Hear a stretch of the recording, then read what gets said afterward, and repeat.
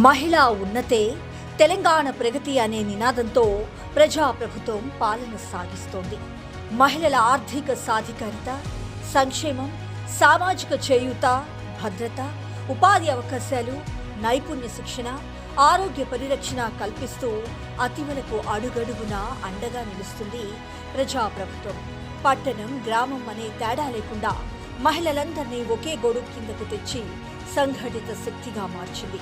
రాష్ట్రంలోని 4.37 లక్షల స్వయం సహాయక సంఘాల్లో ఒక బలమైన సంస్థాగత వ్యవస్థను ఏర్పాటు చేసింది ప్రజాప్రభుత్వం.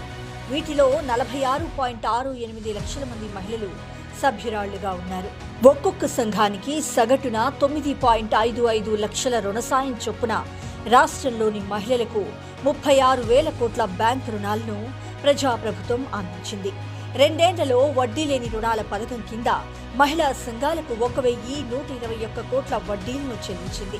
6 గ్యారంటీల్లో భాగంగా అధికారంలోకి వచ్చిన మరుసటి రోజు నుంచే మహిళలకు ఫ్రీ బస్సు సౌకర్యాన్ని కల్పించింది. రాష్ట్రంలో సగటున రోజు 30 లక్షల మంది మహిళలు ఆర్టీసీ బస్సుల్లో ఉచితంగా ప్రయాణిస్తున్నారు. 216 కోట్ల పెట్టుబడితో మహిళా సంఘాలతో 600 బస్సులను కొనుగోలు చేయించింది ప్రజాప్రభుత్వం. వాటిని ఆర్టీసీకి అద్దెకివ్వగా ఒక్కొక్క బస్సుపై నెలకు సగటున 70,000 రూపాయల ఆదాయం వస్తుంది.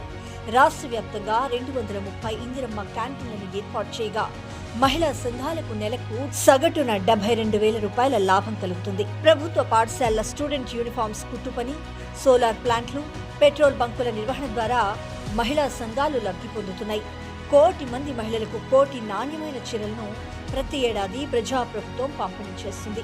65 లక్షల మంది మహిళా సంఘ సభ్యులకు 30 రకాల పరీక్షలు నిర్వహించి వారి ఆరోగ్య రికార్డులను సిద్ధం చేస్తుంది. రాష్ట్ర చరిత్రలోనే ప్రజాప్రభుత్వంలో మహిళలకు విశేష ఆదరణ లభిస్తోంది. 1 కోటి మంది మహిళలను కోటీశ్వరులుగా మార్చడమే లక్ష్యంగా ముందుకు సాగుతుంది ప్రజాప్రభుత్వం.